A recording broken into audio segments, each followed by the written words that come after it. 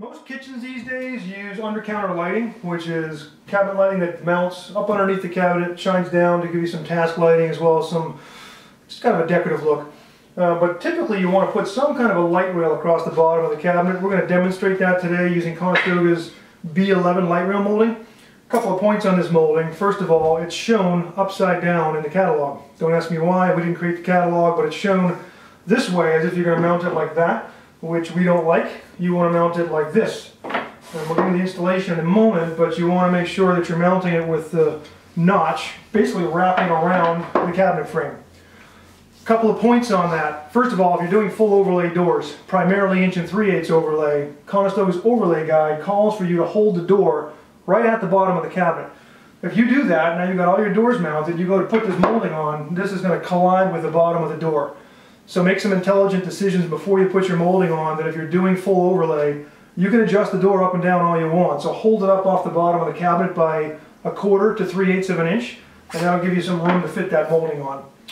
Second point, if you're doing exposed ends or flush ends, especially with exposed ends, but even with flush like this cabinet is, the cabinet side is just a little bit inside of the side of the front frame.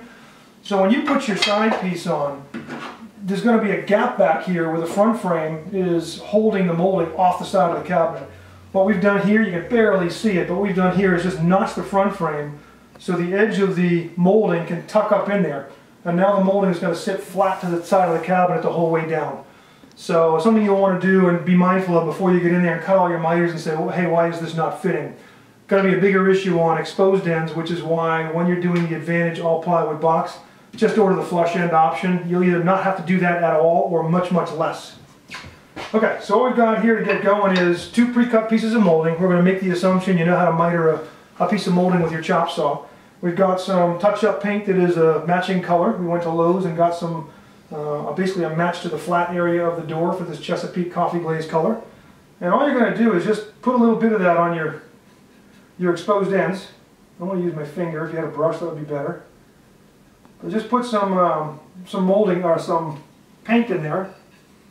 And when you join your moldings together, your 2 pieces of molding together, that will keep any shadow line from appearing. Okay? So I'm just going to demonstrate this quickly. Again, just on the edges if you can keep it that way. Get this off my finger before I make a mess. Okay. Typically, you want to install this with a pin gun. You can use a couple of screws up through the bottom, but that's going to be an increased risk of splitting the wood. You can't get it back. You can get it back off much easier if you put it on wrong, but it's a lot more work to screw that on. We're just going to use a 1-inch pin. It's going to go right up into the bottom of the front frame. Don't need to over nail this. Just 2 or 3 across would be fine. You can also glue your joints if you want to. Some people put a little daub of glue in there where the paint is not, and you can really get those in there nice. So here's how we're looking. And now you've got to try to find the cabinet side.